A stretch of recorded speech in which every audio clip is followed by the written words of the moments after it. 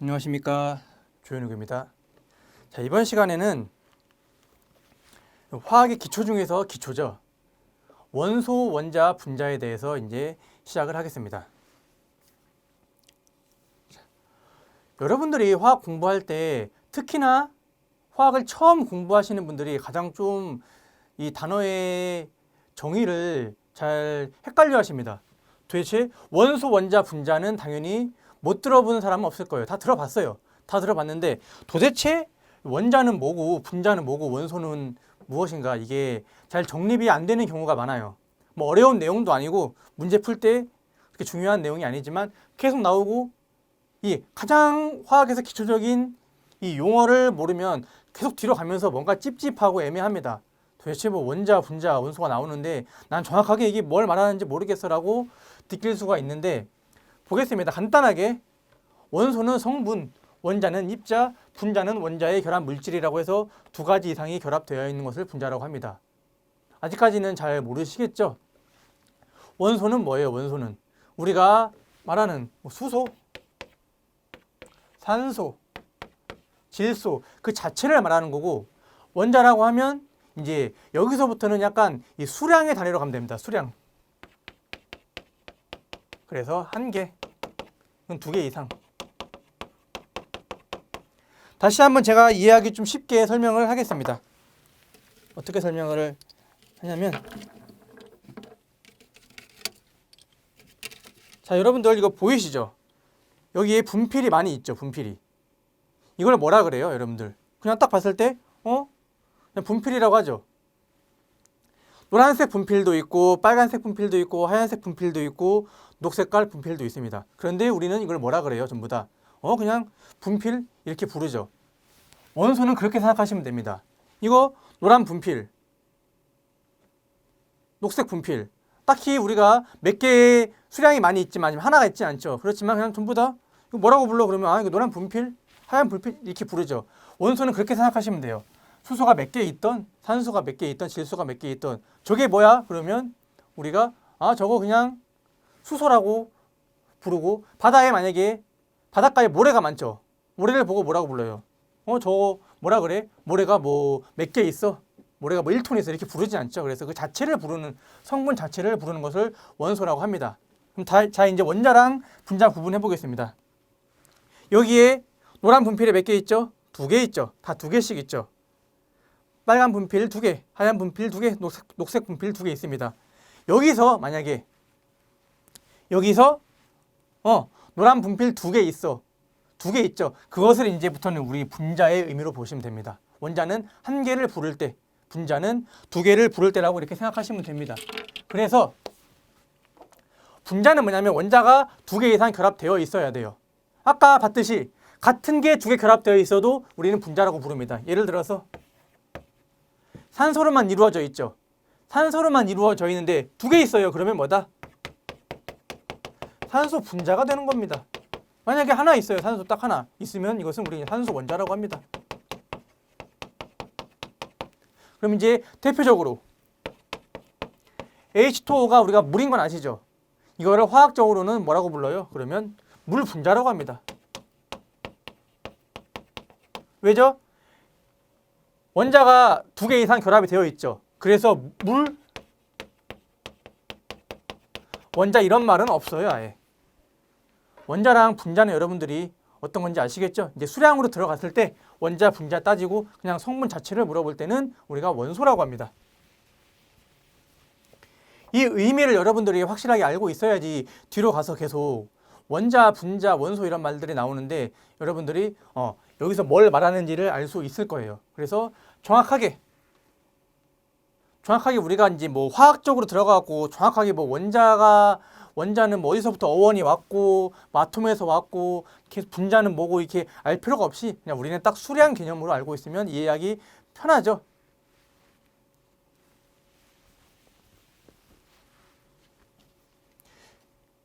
자, 이제 원자 보겠습니다. 원자는 그러면 어떻게 구성이 되어 있냐? 원자가 뭔지는 아시죠? 물질을 쪼개고 쪼갰을 때 더 이상 이제 쪼개지지 않는 상태를 말하죠. 그 성분, 그 특성을 잃지 않고, 당연히 원자도 쪼개질 수 있지만 그 특성을 잃지 않고 쪼개질 수 있는 최소의 단위를 원자라고 합니다. 그럼 원자는 어떻게 구성이 되어 있냐? 원자 핵과 전자로 구성되어 있다. 이게 원자 핵이라고 합시다.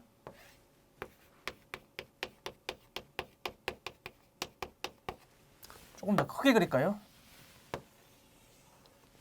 그럼 원자 핵은 안에 뭘로 구성이 되어 있냐? 원자 핵은 양성자와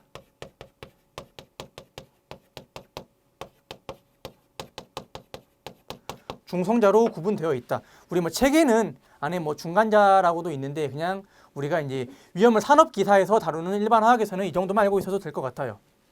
양성자와 중성자를 가지고 있고 이 주위에 뭐 전자들이 이렇게 있습니다. 그래서 이게 크게 해서 이 큰 원을 이것을 원자라고 합니다. 양성자와 중성자가 있는 원자핵은 크기가 엄청 작아요. 이 만약에 원자를 예를 들어서 원자를 우리 큰 축구장이라고 해볼까요? 축구 스타디움.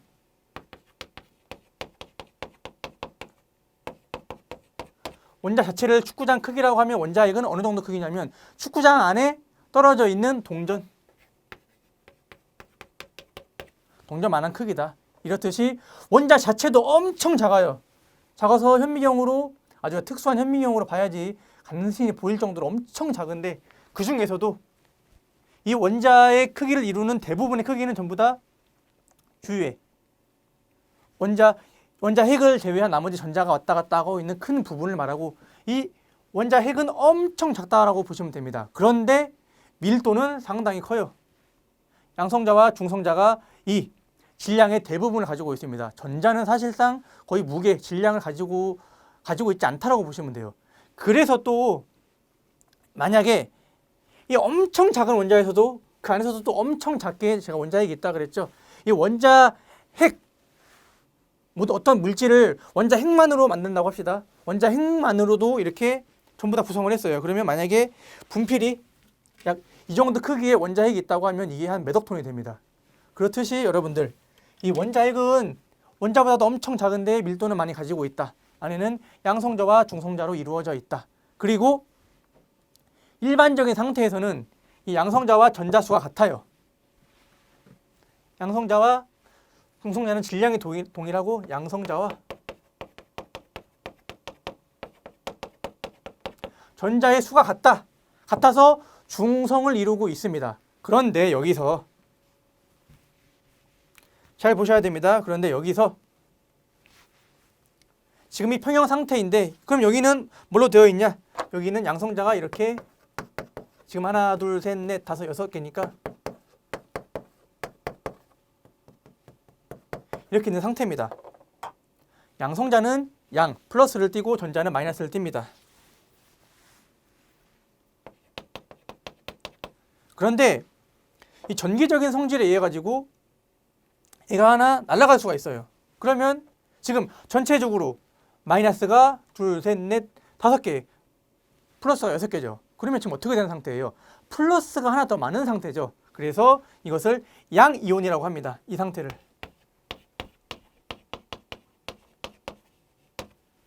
그래서 우리가 이제 뒤에 가서 계속 나올 겁니다. 칼륨은 전자를 하나 잃어갖고 쉽게 양이온이 되고 나트륨도 역시 전자 하나를 잃어서 쉽게 양이온이 되고 그래서 우리가 이 어디에 있어요? 일족 원소에 있다 이렇게 뒤에 가서 우리가 이제 주기율표에 배울 겁니다. 그래서 이제 미리 선행 학습을 하는 거예요, 우리가. 아시겠죠? 그래서 이온이라고 하면 뭐냐면 전하를 잃거나 얻어진 상태를 말해요. 지금은 잃은 상태죠. 이건 뭐다? 그러면 양이온이 된다. 양이온. 두 번째 보겠습니다. 이 상태에서 하나 더 들어왔어요. 어디서?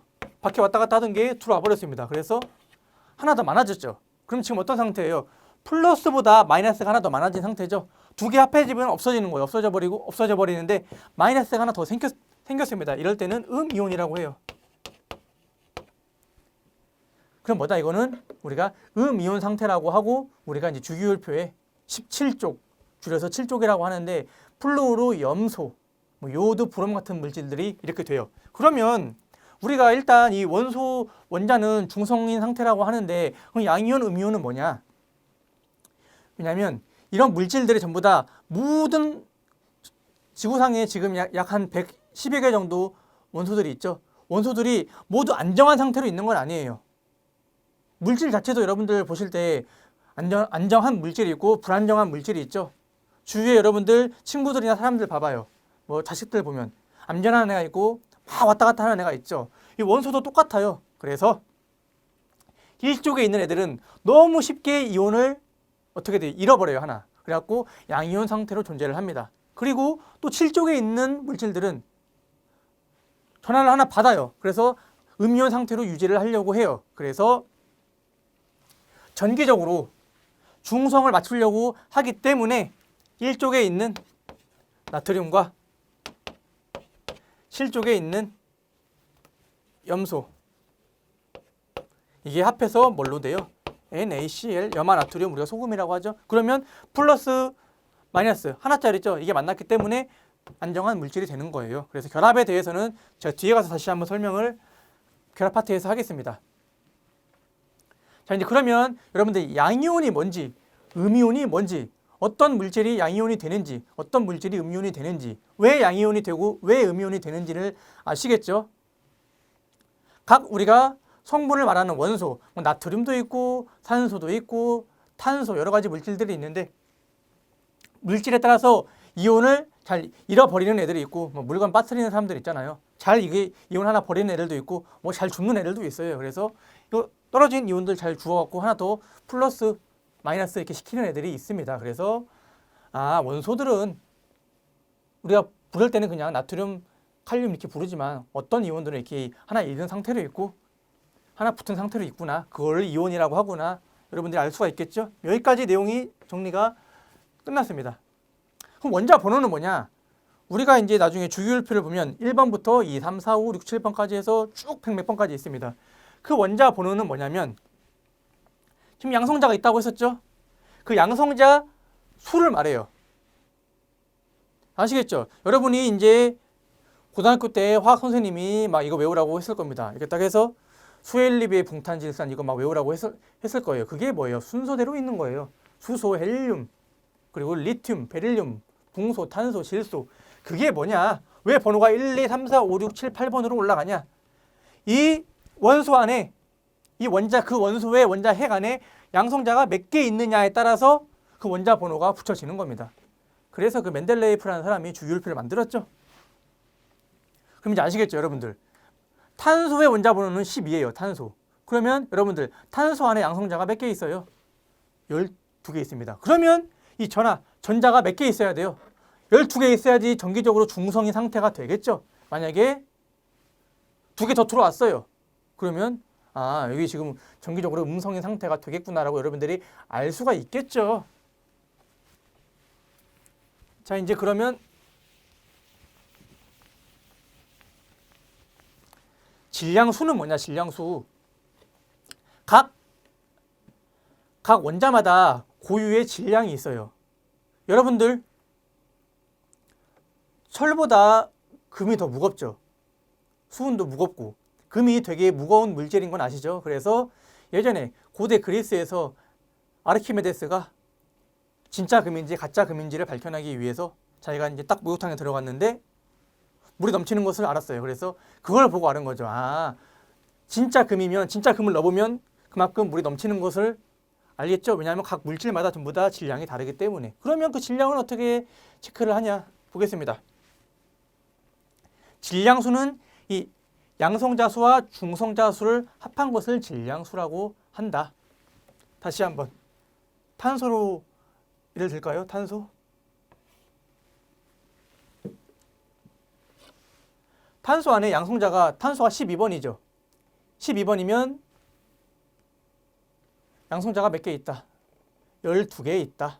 그러면 중성자 수를 합한 거는 뭐다? 질량수다. 그래서 우리가 이제 주기율표를 보면 앞에 나와 있습니다. 그래서 그건 뒤에 가서 주기율표에서 다시 한번 잘 설명하도록 하고, 잠깐 우리 책에도 주기율표가 나와 있죠. 앞에 보면 그래서 나와 있어요. 원자 번호 있고 아래에 질량수가 전부 다 나와 있습니다.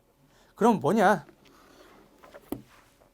탄소는 수헬리베붕탄 6번이에요. 질량 원자 번호가.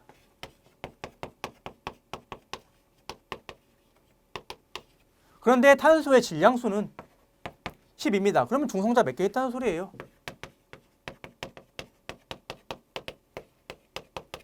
6개 있다는 소리죠. 원자 번호가 6이니까 양성자는 6개 있고 질량수가 10이라는 소리는 중성자가 6개 있구나. 이렇게 아시면 되겠죠. 그런데 여러분들 동위원소라고 항상 중성자는 동일하진 않아요. 그래서 이제 지구상에 있는 대충 평균적으로 중성자가 6개짜리인 탄소가 몇 개 있고 7개짜리인 탄소가 몇 개 있고 그것을 평균 낸 게 우리가 이제 분자량이라고 합니다. 예, 그럼 우리가 원자의 질량이 어떻게 계산되는지 봤었죠. 그러면 이제 그걸 이용해 갖고 우리가 공기의 증기 비중을 계산하는 방법이 있습니다. 그러면 잠깐 보기 전에 원자량이라고 하는 것은 원자의 질량을 말하죠. 그래서 우리가 주기율표를 보면 나와 있어요. 많이. 수소는 1이에요. 그리고 탄소는 12, 산소는 16, 질소는 14.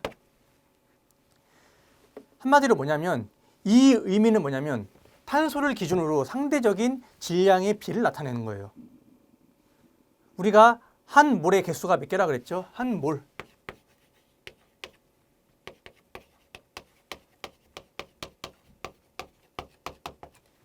한 몰은 6.02 곱하기 10의 23승계예요. 그래서 탄소 원자를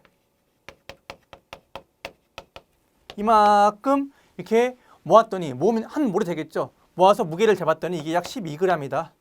그래서 상대적으로 수소도 1몰만큼 모으면 얼마가 나오겠다. 그래서 1g, 탄소는 16, 질소는 14. 이게 한 몰의 질량을 말합니다.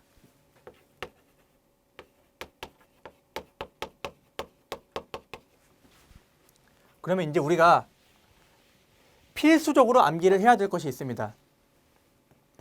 무조건 암기를 해야 돼요. 수소는 1, 탄소는 12g, 탄소는 16g, 질소는 14g. 사람들에 따라서 무슨 주기율표를 보고서 원자 번호 곱하기 2를 하고 뭐 짝수는 뭐 하고 어떻게 하라 그런 게 있는데 그냥 몇 가지 안 돼요. 사실 시험에 나오는 거. 그냥 그거 외워주시는 게 더 빠릅니다. 이건 무조건 외워야 돼요. 자, 산업기사보다 더 난이도가 낮은 기능사 수업을 했을 때도 당연히 이거 외우라고 하는데 못 외우시는 분들은 없어요. 거기다가 추가적으로 우리가 이제 산업기사니까 나트륨도 외워야 되죠. 그리고 이제 칼륨, 염소 이 7개 정도는 여러분들이 필수적으로 암기를 해주셔야 됩니다. 몇 개만 더 추가해 볼게요. 황 32 그리고 나머지 같은 경우에는 문제에서 주어지는 경우 있고 자 이제 더 추가적으로 할 것은 주기율표 했을 때 이거는 필수적으로 외우시고 이거는 필수까지 아니더라도 꼭 암기를 그래도 이제 꼭 해주셔야 된다 하는 부분은 이제 주기율표 하면서 다시 설명을 해드리겠습니다. 특히나 이거는 여러분들 절대 잊어버려서는 안 됩니다. 제일 많이 나와요. 그리고 시험 문제에서 탄소의 원자량은 얼마다 주어지지도 않습니다. 거의. 그래서 무조건 여러분들이 암기를 해주셔야 돼요. 위험물 산업기사 출제하시는 분들이 이 정도는 당연히 알고 있어야지 시험 볼 자세가 돼 있지 않나 라고 생각해서 내는 거기 때문에 알고 있어야 됩니다. 무조건. 자 이제 그럼 보겠습니다. 왜 이런 원자량을 알아야 되냐? 우리가 이제 원자량, 원자가 2개 있으면 분자죠. 분자량을 우리가 이제 구할 때 다 계산을 해야 되기 때문이에요. 보겠습니다. 그런데 증기 비중이라고 해서 문제가 나옵니다. 증기 비중은 뭐냐? 공기의 평균 분자량을 구한 다음에 어떠한 증기면 이런 화학식 분자식이 있겠죠. 거기에 대한 양을 계산하는 거예요. 그래서 공기보다 무거운지 가벼운지 어떤지 우리가 이제 계산하는 것을 나타내는 거거든요. 그럼 보겠습니다. 공기는 질소가 약 78%, 질소 분자죠. 산소 분자, 산소가 약 21%, 아르곤이 약 1%, 나머지 여러 가지 있어요. 공기 중에 CO2도 있고 SO2도 있고 NO2도 있고 한데 우리가 계산할 때 계산 영향 결과에 미치지 않을 정도로 아주 조금 있기 때문에 다 무시합니다. 이 세 가지만 가지고 계산을 한번 해보면 어떻게 될까요? 질소? 아까 우리 14라 그랬죠. 14가 두 개 있어요. 그러면 28, 이게 0.78. 78%면 0.78이라고 보시면 되겠죠. 산소 16입니다. 곱하기 2하면 얼마예요? 32죠. 곱하기 0.21. R분은 약 40이에요. 더하면 얼마가 나오냐? 28.96이 나옵니다. 그래서 우리가 공기의 분자량, 평균 분자량을 약 29라고 합니다. 29. 그래서 29를 가지고 우리가 계산을 해요. 그럼 만약에 문제에서 이렇게 나올 수가 있겠죠. 메탄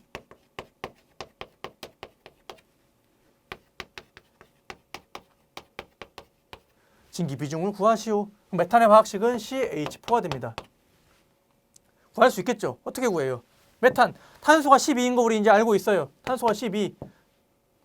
수소는 1이죠. 1이 4개 있어요. 그러면 얼마예요? 4죠. 여기다가 4를 더하면 됩니다. 그럼 16입니다. 그럼 우리가 29분의 16해서 나온 값, 계산기 전부 다 우리가 계산하면 값 나오겠죠. 그것을 이제 필기니까 이제 거기에 이제 맞는 답을 1, 2, 3, 4번 중에서 찾아서 적으시면 되는 거예요. 또 많이 나오는 게 뭐냐? CO2의 진기 비중을 구하시오. 똑같아요. 탄소가 12죠. 탄소가 16인데 두 개 있어요. 그러면 얼마 나온다? 44가 나와요. 그러면 29분의 44 하면 약 1.5가 나오거든요. 여러분들이 이제 계산기를 두드린 다음에 여기에 맞는 값이 나와 있는 보기를 찾아서 골라주시면 되겠죠. 그래서 우리가 증기 비중을 알아야 되고, 증기 비중을 알기 위해서는 그 전에 우리가 이 원자량이 뭔지, 그리고 원자량이 어떻게 구하는지, 원리가 뭐였는지, 그리고 우리가 외워야 될 원자량이 뭔지 다 알고 있어야겠죠.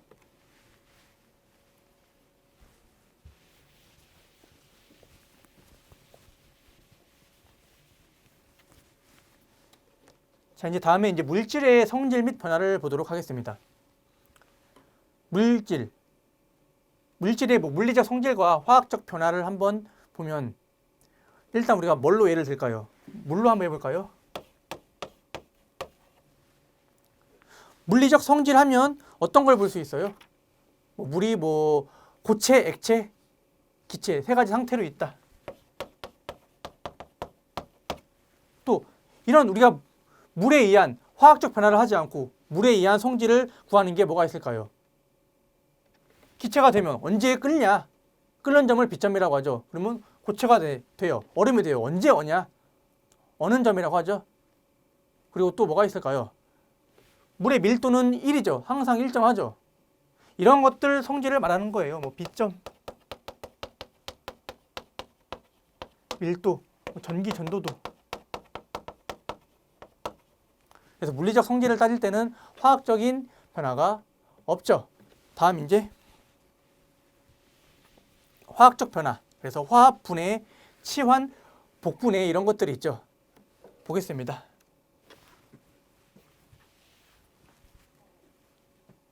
화합은 뭐예요? 화합. 두 가지 이상의 물질이 결합하여 하나의 새로운 물질이 되는 현상. 참 화학이 신비롭죠? 어떤 게 있을까요? 나트륨과 염소가 만나서 염화나트륨이 됩니다. 나트륨은 우리가 이제 뒤에 가서 위험물로 배웁니다. 제3류 위험물이고 금수성에다가 자연 발화성 물질이에요. 그냥 꺼내놓으면 지 혼자 불 나요. 물에 넣으면 폭발합니다. 아주 위험한 물질이죠. 염소 기체는 사람이 마셨죠? 죽어요.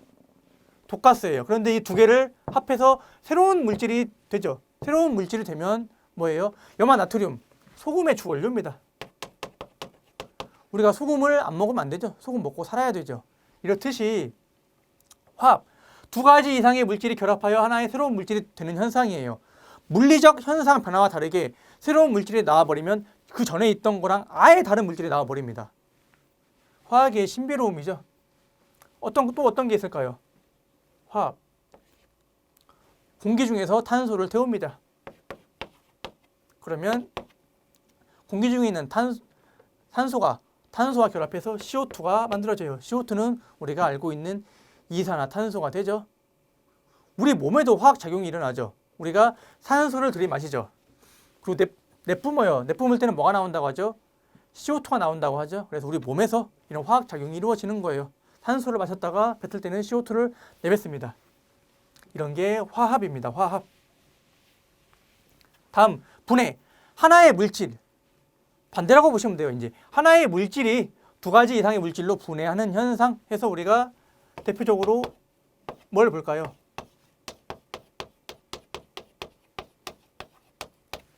NH4, H2PO4 매우 중요합니다.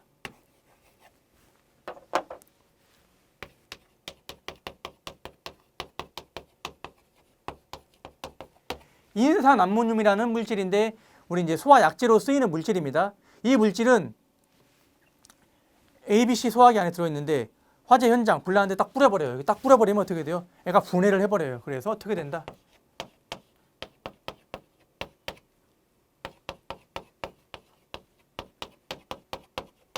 이렇게 물질이 다 분해가 돼버려요. 이 하나에서. 다시 한번 분해는 뭐다? 하나의 물질이 두 가지 이상, 세 가지가 나왔네요. 두 가지 이상의 물질로 분해하는 현상을 말해요. 이 물질은 소화약제 가서 다시 중요하게 보도록 하겠습니다.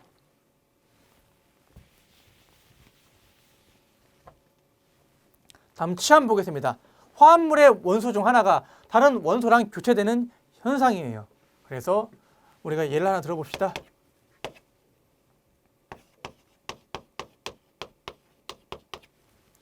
C2H5OH 여러분들이 좋아하시는 술의 원료입니다. 에탄올이에요. 여기에다가 칼륨을 던졌더니 어떻게 되냐?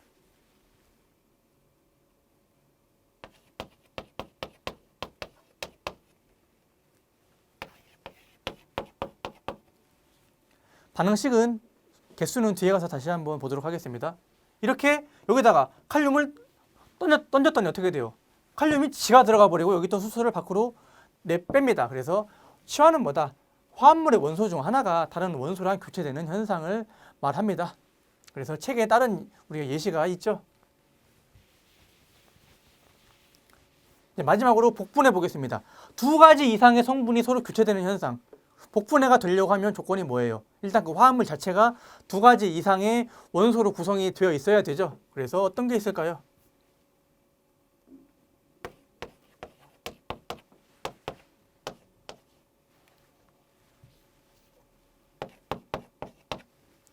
수산화 칼륨과 염산을 서로 반응시켰더니 뭐가 생성이 되냐?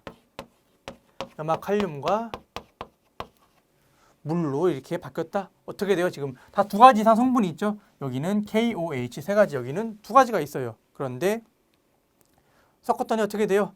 K랑 CL이 붙고 이 H끼리 붙고 O랑 붙어서 물이 만들어진다. 이렇게 두 가지 이상 성분이 서로 교체가 되는 현상을 복분해라고 합니다. 그래서 우리가 이제 화학 결합을 어떻게 하는지 우리가 대표적인 네 가지를 봤습니다. 그러면 우리가 이제 한번 예제를 풀어볼까요? 다음과 같은 화학 변화를 무엇이라고 하는가? 성분이 하나. 얘가 1번, 2번, 3번. 하나, 두 개죠. 두 가지 이상 성분이 서로 교체가 되어요. 잘 볼게요. 이렇게 붙어버리고 이렇게 붙어버려요. 그래서 나와버리죠.